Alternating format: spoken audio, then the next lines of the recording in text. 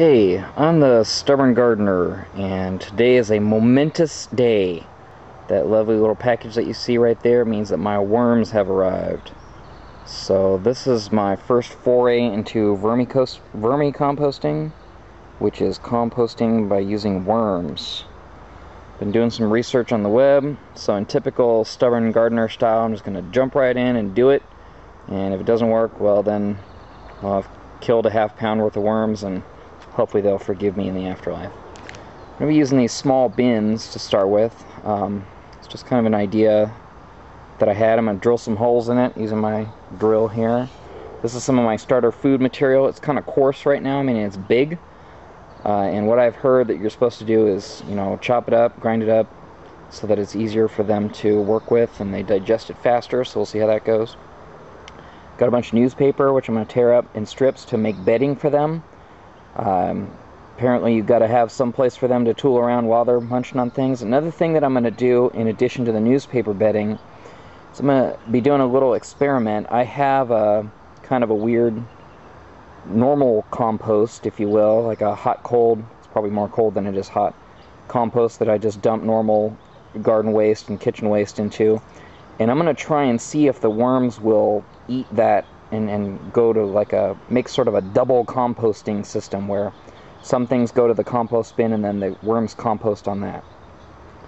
And I've got a towel because worms hate light, so what I'm going to do is eventually cover the bin so that they don't come up for food and freak out when they see the light. And I'm going to be keeping the bin on the side of my house. I've got a few of these bins, and my goal is to eventually stack them in a sort of homemade stacking method, which I won't elaborate on now, and instead I'll do a different video if and when it hopefully works. Alright, the first thing I did is drill a bunch of holes in the bottom of the bin. I'm going to hope that this is enough. Again, we're going to do things Stubborn Gardener style, which means just do it. If it works, it works. If it doesn't, well, we'll try again. That's what makes us stubborn. The holes are for two purposes. One, because I've heard and read and seen that a liquid will be produced when they do their thing. I don't know if it's worm pee or not. So there needs to be a place for that to drain out. But also, part of my crazy little stacking method is hoping that I can get the worms to climb up or down from one layer to another. And now is torn up a bunch of newspaper, hopefully enough. Still got a bunch left over there. This is going to serve as the worms' bedding. Eventually they'll munch down on this and decompose it, and the whole thing will look all brown and nasty. Okay, I moved the package over into the shade because it's one thing that I keep reading. It's that worms hate sunlight, although they probably hate this amount of sunlight too. So here we go. Instructions.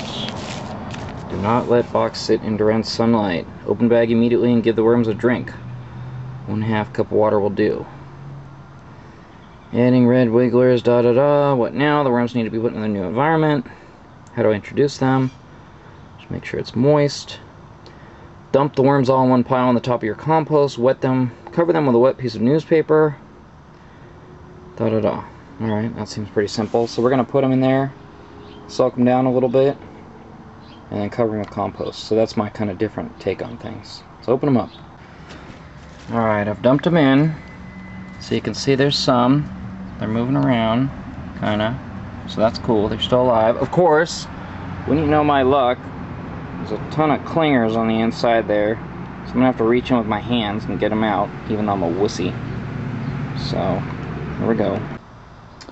Okay, it wasn't until after I took half of them out with my bare hands that I realized I could just turn the bag inside out and shake them off a little easier that way, but well, then I wouldn't have been able to go through the creepy wormy experience.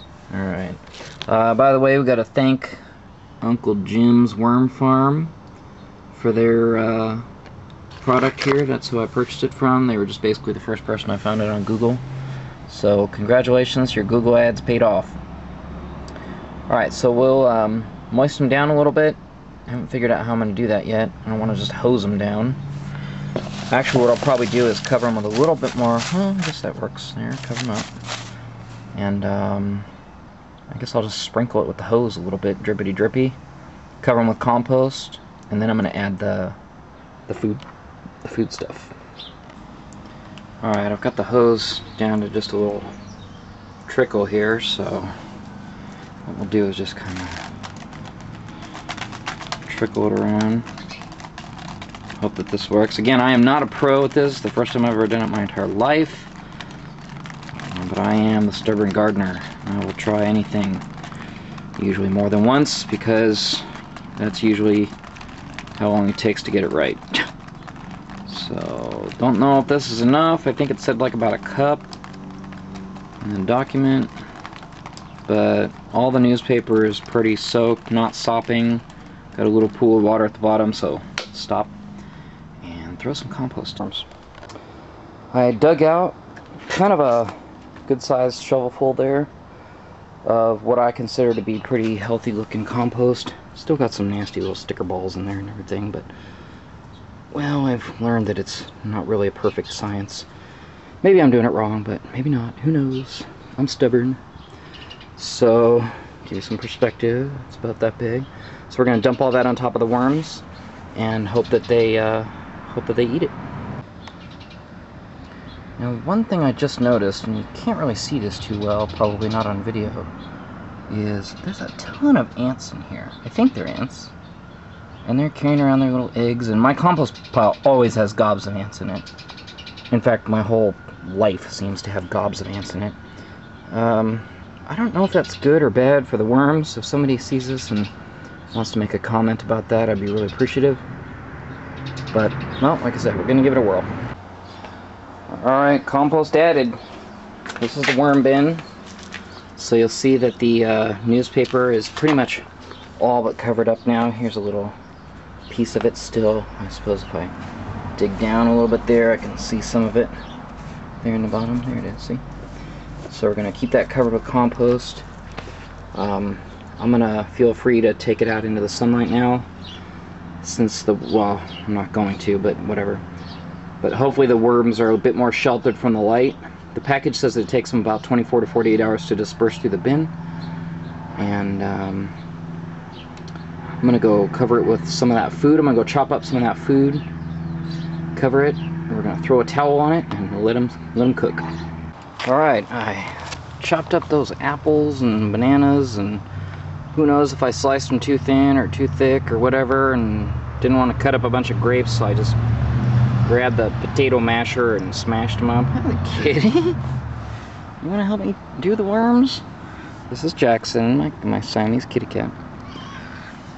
So I'm just going to throw this on top of the bin now, and my plan after that is to just check on it every once in a while, make a new video when I do.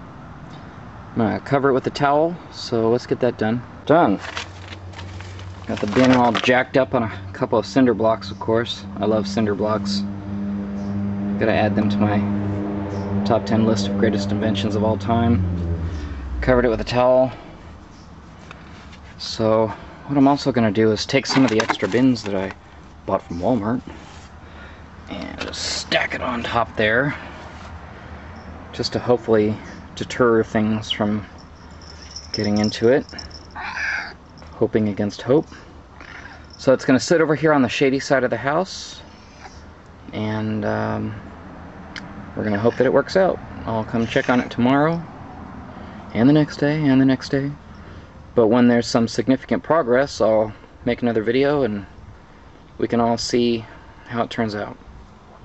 So I'm going to say goodbye, and this is the Stubborn Gardener reminding you that stubborn gardeners never give up.